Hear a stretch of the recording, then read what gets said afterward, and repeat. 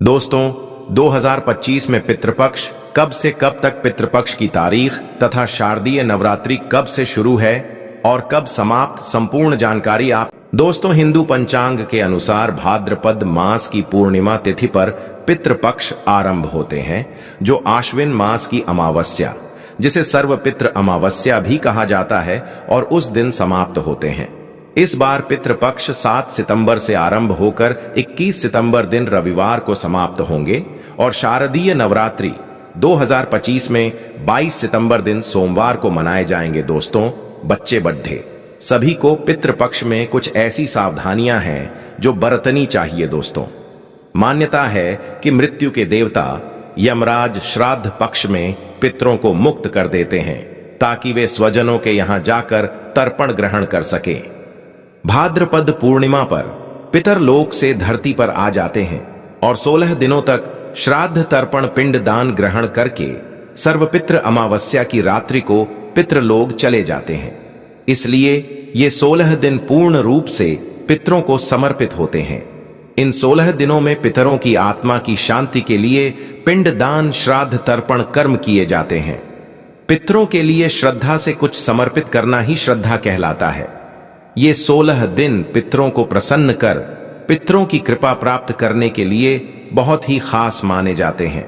दोस्तों, जैसा कि आप सभी जानते हैं कि पितृपक्ष के दौरान कोई भी शुभ और मांगलिक कार्य नहीं किए जाते हैं। शास्त्रों में पितृपक्ष के कई नियम बताए गए हैं। अगर उन नियमों का पालन न किया जाए तो इससे पितृदोष लगता है, पितृदेव नाराज हो जाते हैं। पितृपक्ष के दौरान शुभ और मांगलिक कार्य करने के साथ ही कुछ ऐसी चीजें भी होती हैं जिनका सेवन पितृपक्ष के दौरान भूलकर भी नहीं करना चाहिए। पितृपक्ष पितरों को समर्पित होते हैं, इसीलिए इस दौरान भोजन का विशेष महत्व होता है। इस दौरान पितरों के लिए भोजन निकाला जाता है, ब्राह्मण भोज कराया जाता है और पंच बलि भी दी जाती है। लेकिन शास्त्रों में कुछ ऐसी चीजों के बारे में बताया गया है जिन्हें पितृपक्ष के दौरान भूलकर भी नहीं खाना चाहिए। कुछ ऐसी चीजें हैं जिनका न तो पितृपक्ष के दौरान सेवन करना चाहिए और न ही पितरों को या ब्राह्मणों को इन चीजों का भोग लगाना चाहिए। दोस्तों, ऐसे में हम जानते हैं कौन सी ऐसी चीजें हैं जिनका पितृपक्ष के दौरान भूलकर भी सेवन नहीं करना चाहिए। कौन सी ऐसी चीजें हैं जिनको पितृपक्ष के दौरान पितरों को या ब्राह्मणों के भोजन में भूलकर भी शामिल नहीं करना चाहिए, वरना दोष लगता है। आगे बढ़ने से पहले अभी तक आपने हमारे चैनल को सब्सक्राइब नहीं किया है तो इस चैनल को सब्सक्राइब करके बेल आइकॉन जरूर दबाएगा।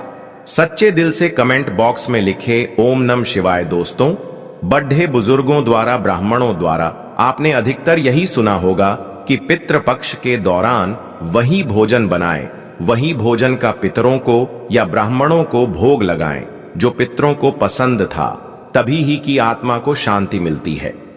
लेकिन यहां पर हम कुछ ऐसी गलतियां कर देते हैं। अधिकतर घरों में अधिकतर लोगों के पूर्वजों को लहसुन प्याज पसंद होता है, तो जब वे भोजन बनाते हैं तो उसमें प्याज और लहसुन डालते हैं और पूर्वजों के पसंद के हिसाब से भोजन बनाकर ब्राह्मणों को वो भोजन करा देते हैं। या फिर जिनके पितरों को नॉनवेज पसंद होता है तो वे नॉनवेज लेकर किसी जरूरतमंद व्यक्ति को पितरों के नाम से दान कर देते हैं, जिससे उन्हें पितरों का आशीर्वाद प्राप्त हो। दोस्तों, अगर आप भी ऐसा करते हैं तो भूल कर भी ऐसी गलती आगे से न करें। शास्त्रों के अनुसार पितृपक्ष के दौरान प्याज, लहसुन, मीट और अंडे का सेवन भूल कर भी नहीं करना चाहिए और पितरों के भोजन में भी इन चीजों का इस्तेमाल भूल कर भी नहीं करना चाहिए। शास्त्रों के अनुसार भगवान विष्णु और महालक्ष्मी जी को पितृदेव कहा गया है। पितरों का भोजन, श्राद्ध तर्पण पिंडदान सबसे पहले भगवान विष्णु और महालक्ष्मी जी ही स्वीकार करती हैं। उसके पश्चात ये पितरों को मिलता है और भगवान विष्णु और महालक्ष्मी जी के पूजन में प्याज, लहसुन, मीट, अंडे का इस्तेमाल करना वर्जित बताया गया है। अगर आप पितरों के भोजन में मीट, अंडा, प्याज, लहसुन इन चीजों का इस्तेमाल करते हैं तो भगवान विष्णु और महालक्ष्मी जी उसे स्वीकार नहीं करेंगे और जब वे पितृदेव स्वीकार नहीं करेंगे तो हमारे पितृ भी उस भोजन को स्वीकार नहीं करेंगे। इसलिए इस बात का हमेशा ध्यान रखें। दोस्तों, श्राद्ध पक्ष के दौरान पितरों के निमित्त जो भोजन बनाए या ब्राह्मणों को भोजन कराने के लिए भी जो भोजन बनाए वो बिना प्याज, लहसुन और मीट अंडे का बनाए, और न ही पितरों के नाम का ऐसा भोजन आप किसी जरूरतमंद व्यक्ति को दान दें। श्राद्ध पक्ष के दौरान पितरों को जो भोजन बनाए वो बिना प्याज और बिना लहसुन तथा मीट अंडे का होना चाहिए। ये सभी सामग्री शुद्ध भोजन में नहीं डालना चाहिए। घोर पाप लगता है, पितृदेव क्रोधित हो जाते हैं। ध्यान रखें, पितृपक्ष के दौरान आप भी प्याज, लहसुन और मीट अंडे का इस्तेमाल भूल कर भी न करें। शराब आदि का सेवन भी न करें। दोस्तों, पितृपक्ष के दौरान बासी भोजन न करें। इन 16 दिनों में बासी भोजन शैतान को प्राप्त होता है। पितृपक्ष के दौरान न ही बासी भोजन करना चाहिए और न ही किसी को करना चाहिए। कोई जरूरतमंद व्यक्ति अगर आपके द्वार पर आए तो उसे भी आप बासी भोजन न दें। शास्त्रों में बताया गया है कि पितृपक्ष के दौरान पितृ किसी भी रूप में द्वार पर आ जाते हैं, और अगर ऐसे में आप पितरों को बासी भोजन दे देंगे तो इससे आपको पितृ दोष लगेगा। इसीलिए इस बात का विशेष ध्यान रखिए, न तो आप बासी भोजन करें और न ही किसी को दें। दोस्तों, पितृपक्ष के दौरान अपने खुद के लिए वस्त्र नहीं खरीदने चाहिए। इन 16 दिनों में आप वस्त्रों का दान कर सकते हैं, पर अपने लिए कभी वस्त्र न खरीदें। इस दिन नए वस्त्र खरीदना अशुभ माना जाता है। पितृपक्ष के दौरान पति पत्नी को दूरी बनाकर रहना चाहिए, क्योंकि इस दौरान हमारे पितरदेव हमारे घर के अंदर ही हमारे आसपास मौजूद रहते हैं, और अगर आप ऐसा करेंगे तो हमारे पितृ नाराज होकर चले जाएंगे। पितृपक्ष के दौरान घर में रोना नहीं चाहिए, इससे भी पितृ दोष लगता है।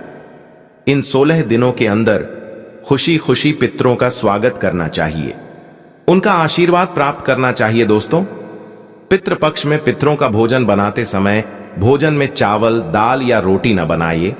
पितरों के लिए सदैव पक्का भोजन जैसे कि पूरी, कचौड़ी, पराठे इत्यादि आदि बनाए जाते हैं। हलवा पूरी बनाए जाते हैं, खीर आदि बनाई जाती है। पितरों को खीर बहुत पसंद आती है। खीर खाकर हमारे पितृ हमें ढेरों आशीर्वाद देते हैं। पितृपक्ष के दौरान आप स्वयं दाल, चावल, रोटी आदि खा सकते हैं, पर पितरों को ये चीजें न दे। लेकिन याद रहे, पितरों को जो भोजन बनाएं, ब्राह्मणों को जो भोजन कराएं, वो पक्का ही बनाएं, जैसे कि खीर, पूरी, मूंग दाल की कचौड़ी, दही, जलेबी, इन चीजों को आप बना सकते हैं। लेकिन याद रहे, पितृपक्ष के दौरान घर में मसूर की दाल नहीं खानी चाहिए। शास्त्रों में इसे वर्जित बताया गया है। दोस्तों, मसूर की दाल के अलावा पितृपक्ष के दौरान काले नमक, काले जीरे का सेवन भी नहीं करना चाहिए, और न ही ब्राह्मण भोजन में इन चीजों को शामिल करना चाहिए। पितृपक्ष के दौरान मूली, लौकी, खीरा और सरसों का साग न तो खाया जाता है और न ही खिलाया जाता है। श्राद्ध पक्ष में इन चीजों को खाना और खिलाना दोनों ही वर्जित होता है। श्राद्ध पक्ष के दौरान पितरों के भोजन में नींबू नहीं डाला जाता। आप स्वयं नींबू का सेवन कर सकते हैं, लेकिन पितरों के भोजन में, ब्राह्मण भोजन में नींबू न डालें। पितृपक्ष के दौरान कई तांत्रिक क्रियाएं भी की जाती है, इसलिए इस दौरान दूध, दही या फिर सफेद खाद्य पदार्थ जैसे कि सफेद रंग की मिठाइयां, बर्फी इत्यादि का सेवन नहीं करना चाहिए। लेकिन हाँ, ये चीजें आप अपने घर में ही बनाकर खा सकते हैं। दोस्तों, पितृपक्ष के दौरान गाय के दूध का सेवन करने से बचना चाहिए। खास तौर पर वो गाय जिसने हाल ही में बच्चे को जन्म दिया हो, ऐसी गाय के दूध का सेवन भूलकर भी न करें। पितृपक्ष के दौरान खीर अवश्य ही बनाई जाती है, और खीर का पितरों को, ब्राह्मणों को भोग लगाया जाता है। इसीलिए आप पितृपक्ष के दौरान दूध से ही खीर बनाकर उसका भोग लगाकर प्रसाद के रूप में उसे ग्रहण कर सकते हैं। लेकिन खाली दूध का सेवन न करें, यानी सीधे दूध का सेवन न करें। पितृपक्ष के दौरान कड़ी डीछी बनाना और खाना भी वर्जित होता है। इस बात का विशेष ध्यान रखें। पितृपक्ष के दौरान कुल्लथे की दाल का भी सेवन न करें। दोस्तों, ध्यान रखें, पितृपक्ष के दौरान आप पितरों के लिए जो भी भोजन बनाएं, उस भोजन में आप तिल अवश्य ही डालें। पितृपक्ष में जो पितरों का भोजन बनाएं, ब्राह्मणों को जो भोजन कराएं या पंच बलि लगाएं, या किसी जरूरतमंद व्यक्ति को पितरों के नाम से भोजन दे, उस भोजन में थोड़े से काले तिल अवश्य ही डालें। शास्त्रों के अनुसार जिस भोजन में काले तिल होते हैं वो भोजन पितर ग्रहण करते हैं, लेकिन जिस भोजन में काले तिल नहीं होते हैं उसे भूत पिशाच ग्रहण करते हैं। इसीलिए इस बात का विषय ध्यान रखें दोस्तों, पितरों के भोजन में काले तिल डालकर ही आप पितृ को भोग लगाएं। काले तिल भूत पिशाचों से श्राद्ध के भोजन की रक्षा करते हैं, इसलिए इस बात का विशेष ध्यान रखें। पितृपक्ष के दौरान गलती से भी अपने पड़े ढोसियों का भोजन भी कभी नहीं खाना चाहिए। पितृपक्ष के दौरान उधार लिया गया पैसा अशुभ माना जाता है, इससे उल्टा कर्ज का बोझ और बरस जाता है दोस्तों। पितृपक्ष में कोई भी ऐसा कार्य न करे जिससे हमारे पितर नाराज हो जाए। आप थोड़े से ही प्रयास से पितरों को प्रसन्न कर सकते हैं दोस्तों। गरुड़ पुराण के अनुसार ऐसे कौन से व्यंजन हैं जो आपको पितरों के लिए बनाने चाहिए? सबसे पहला है दूध और चीनी से बनी खीर। जी हां, पितरों के लिए अगर आप बहुत सारे व्यंजन न बना पाए या आपकी परिस्थिति इस अनुकूल न हो तो पितरों की तृप्ति के लिए आपको दूध और चीनी से बनी खीर अवश्य बनानी चाहिए, जिसमें सूखे मेवे डालकर पितरों को परोसे। इस व्यंजन से उन्हें सबसे ज्यादा आनंद मिलता है और वे प्रसन्न होकर आपके द्वार से लौटते हैं। दूसरी है कद्दू की सब्जी। गरुड़ पुराण के अनुसार कद्दू की सब्जी पितरों को बहुत अधिक प्रिय होती है। कद्दू एक सात्विक व्यंजन है जो श्राद्ध प्रसाद में अक्सर परोसा जाता है। अगर आप भी श्राद्ध का भोजन बना रहे हैं तो कद्दू की सब्जी अवश्य बनाएं और पितरों का आह्वान करते हुए उन्हें अर्पण करें। तीसरा है शुद्ध घी की रोटी। जी हां, शुद्ध घी से बनी रोटी अवश्य बनाएं और अपने पितरों को याद करते हुए एक रोटी कौए को और 2 छोटी रोटियां बनाकर गाय और कुत्ते को खिलाएं। इनसे पितृ जिस भी रूप में धरती पर उपस्थित होंगे वे तृप्त होकर आपको अवश्य आशीर्वाद प्रदान करेंगे। चौथी है पीली मूंग दाल और सफेद उड़ीद DH दल। इन दोनों दलों के विषय में गरुड़ पुराण में बताया गया है, जिसमें 2 दालों से बनने वाले व्यंजन चाहे वो मीठे हुए या नमकीन अवश्य पितरों के लिए बनाने चाहिए। अगर आप उनकी श्राद्ध तिथि पर ये दालें बनाते हैं तो अधिक लाभदायी होता है। इसके अलावा आलू गेहूं से बनी पूरी, मीठी गुड्डा की रोटी, मीठे केसर वाले चावल, काले चने और बेसन से बनी चीजें भी पितरों के लिए बनाई जाए तो पितृ प्रसन्न होकर उन्हें ग्रहण करते हैं। आइए अब जानते हैं भोजन कैसे बनाना चाहिए। जैसे हम ईश्वर का भोग बनाते समय उसे नहीं सकते या उसे झूठा नहीं करते, ठीक उसी प्रकार हमें पितरों का भोजन भी उन्हें अर्पण करने से पहले चखना नहीं चाहिए और न ही झूठा करना चाहिए। भोजन बनाने से पहले आपको पूरी तरह से शुद्ध होना चाहिए।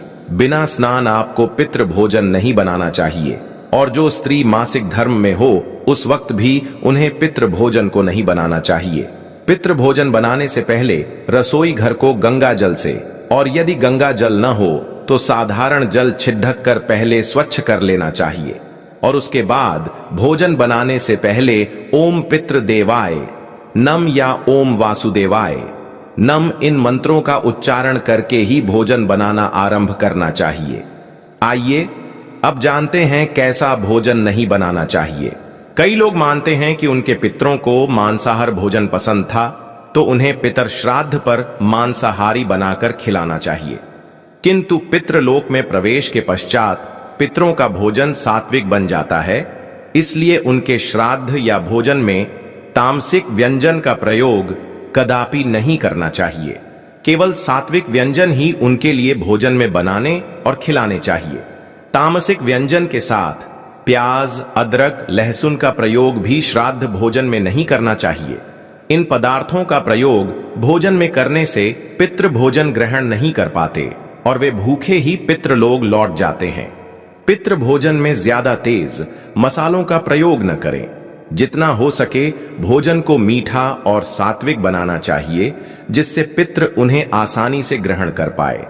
यह एक सबसे महत्वपूर्ण बात हम आपको बताना चाहेंगे। हम भोजन तो परोस देते हैं या उनका भोग पितरों की तस्वीर पर लगा देते हैं या कोई गाय कुत्ते को भी खिला देते हैं, किंतु हम भोजन के साथ जल अर्पण करना भूल जाते हैं। सबसे जरूरी है जल अर्पण करना। पितरों को आप भोजन न भी अर्पण करें, किंतु जल का अर्पण पितृपक्ष के पूरे मास में अवश्य करें, जिनसे पितृ प्यासे ही पितरलोक में न जाए। इस प्रकार से आप अपने पितरों को भोजन खिलाकर संतुष्ट कर सकते हैं। दोस्तों, अब जानते हैं इन 16 दिनों में पितृपक्ष के दिन कितना भी जरूरी क्यों ना हो जाए, कोई आपसे इन चीजों को उधार मांगे तो पितृपक्ष के दौरान भूलकर भी ये 4 चीजें कभी किसी को न दें, अन्यथा आपके परिवार में कंगाली देखने को मिल सकती है। आपके पितृ आपके घर का त्याग कर सकते हैं, वो रुष्ट हो जाएंगे, लग जाएगा पितृदोष। आगे बढ़ने से पहले अगर आप भगवान शिव से प्यार करते हैं तो सच्चे दिल से कमेंट बॉक्स में लिखे ओम नमः शिवाय। दोस्तों, पितृपक्ष के समय में उधार देना या लेना हर व्यक्ति के जीवन में जरूरी सा हो जाता है। कोई किसी को उधार देता है तो इस बात के लिए कि उन्हें उनके जीवन में अच्छी चीजें वापस प्राप्त हो सके, तो इसकी वजह से उधार देते हैं। तो कुछ व्यक्ति सामाजिक सरोकार निभाने के लिए उधार देते हैं। लेकिन दोस्तों, क्या आप जानते हैं, खास तौर पर पितृपक्ष के दौरान अगर आप ऐसा करते हैं तो आपके जीवन में कंगाली विद्यमान हो जाती है। इसीलिए कम से कम पितृपक्ष के दिनों में तो ऐसा न करें। अब बात करते हैं सबसे पहली चीज की पितृपक्ष पर। सबसे पहली चीज तो यह है कि अपने पूर्वजों से जुद्धा धन या किसी भी प्रकार की कोई चीज आप किसी भी व्यक्ति को न दें।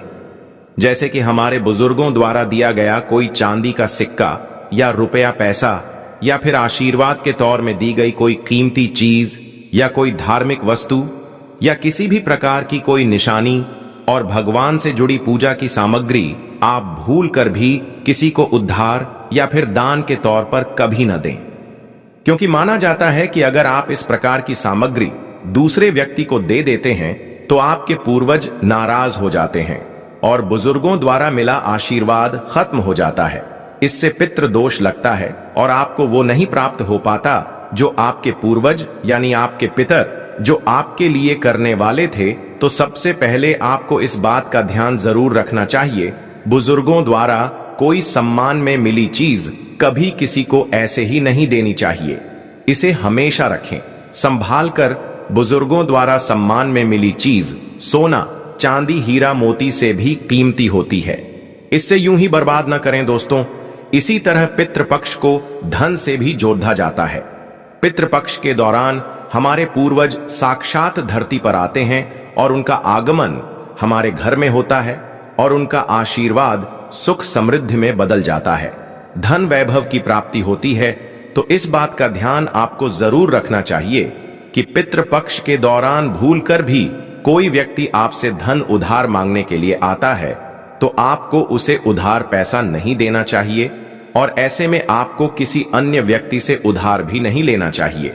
ऐसी मान्यता है कि पितृपक्ष के दौरान आप जो पैसा उधार देते हैं या लेते हैं तो वो धन कभी लौट कर नहीं आता, बल्कि इस समय धन देने वाला और लेने वाला दोनों कर्ज में डूब जाते हैं। इससे पितरों का श्राप लगता है दोस्तों। वहीं श्राद्ध पक्ष के दौरान हम अपने पूर्वजों का तर्पण करते हैं, पिंडदान करते हैं तथा गंगा स्नान आदि करते हैं। पितृपक्ष के दौरान खास तौर पर सफेद चीजें चढ़ाई जाती हैं। इस बात का ध्यान रखें, पितृपक्ष के दिन हमारे पूर्वजों को चढ़ाने के अलावा कोई व्यक्ति एकदम सुबह सुबह के समय आपसे दूध, दही, छाछ या फिर संध्या काल के समय में उधार मांगने के लिए या फिर ऐसे ही मांगने के लिए आ जाता है तो आपको भूलकर भी किसी अन्य व्यक्ति को नहीं देना चाहिए। अगर आप अपने पूर्वजों को चढ़ाने के अलावा कोई ऐसा काम करते हैं तो मान लीजिए आपके पूर्वज नाराज हो जाएंगे और साक्षात आपको अपने पितरों का क्रोध का सामना करना पड़ेगा। इसीलिए पितृपक्ष के दौरान कोई भी लेन देन न करें। दोस्तों, पितृपक्ष में चावल के साथ काले तिल मिलाकर के दान करने से पितृदोष हमेशा के लिए समाप्त हो जाता है। हमारे पूर्वज प्रसन्न हो जाते हैं। गाय को रोटी में गुद्द मिलाकर और थोड़े से काले तिल मिलाकर खिलाने से पितृदोष हमेशा के लिए समाप्त हो जाता है। तांबे के लोटे में जल में थोड़ा सा गंगा जल मिलाकर और थोड़े से तिल मिलाकर पीपल की जड्डी एच में चढ़ाने से हमेशा के लिए पितृदोष समाप्त हो जाता है। दोस्तों, अगर आप किसी व्यक्ति को गिफ्ट देना चाहते हैं या फिर के तौर पर कोई चीज है देना चाहते हैं, तो खास तौर पर पितृपक्ष के दौरान भूल कर भी आपको किसी को भी अपनी पहनने वाली घड्डी या फिर आपको बाजार से नई घड्डी खरीद कर आपको नहीं देना चाहिए, क्योंकि हर व्यक्ति के साथ उसका समय अच्छा या बुरा चलता रहता है। आपको घड्डी किसी से लेने भी नहीं चाहिए। अगर किसी व्यक्ति का समय अच्छा है या आपका भी समय अच्छा चल रहा है और अगर आप किसी अन्य व्यक्ति को अपना समय दे देते हैं, तो आपको आने वाले समय के अंदर अच्छे परिणाम देखने को नहीं मिलते हैं। इस बात का आपको जरूर ध्यान रखना चाहिए है दोस्तों। इसी तरह पितृपक्ष में कुछ चीजें ऐसी होती हैं जो आपके घर की सुख समृद्धि से जुड़ी होती है, तो ऐसे में वो चीजें आपको किसी को भी उधार नहीं देना चाहिए, वो भी संध्या काल होने के बाद। जैसे कि कोई आपसे लहसुन, प्याज, दूध, दही, चीनी तथा उधार पैसे भी मांगने के लिए आता है, तो जब सूर्य उदय होता है, सुबह या फिर सूर्यास्त हो जाता है, तब ऐसे में इन दोनों समय में आपको घर की समृद्धि दूसरों को भूल कर भी कभी नहीं देना चाहिए। इससे हमारे पूर्वज नाराज हो जाते हैं और लग जाता है पितृदोष माना जाता है कि अगर आप ऐसा करते हैं तो आपके घर की सुख समृद्धि तथा माता लक्ष्मी दूसरों के घर चली जाती है और वहीं हमारे पूर्वज भी घर में आते आते वापस लौट जाते हैं और आपको उसका अच्छा परिणाम देखने को नहीं मिलता। दोस्तों, दान पुण्य करना हिंदुस्तान की परंपरा रही है। हर व्यक्ति दान पुण्य करके पितृपक्ष का लाभ उठाता है तथा उनका आशीर्वाद प्राप्त करता है। लेकिन खास तौर पर पितृपक्ष के दौरान आपको 2 प्रकार के वस्त्र न तो खरीद कर लाने चाहिए और न ही किसी व्यक्ति को देना चाहिए। इसके अंदर पहली चीज तो है काले और सफेद कपड़े। पितृपक्ष में सफेद कपड़ा दान करने से हमारे पूर्वज प्रसन्न होते हैं और पितृदोष में कमी आ जाती है। माना जाता है कि अगर आप पितृपक्ष में काला कपड़ा दान करते हैं तो आपको पितरों का श्राप लगता है और यह आपके जीवन को प्रभावित करता है। ऐसे में जीवन में दुख आ जाते हैं, तो इसी वजह से इसका ध्यान रखना चाहिए। विशेष तौर पर काले कपड़े आप किसी को भी दान के तौर पर कभी मत देना। इस दिन थोड़े बहुत फटे कपड़े भी दान नहीं देना चाहिए।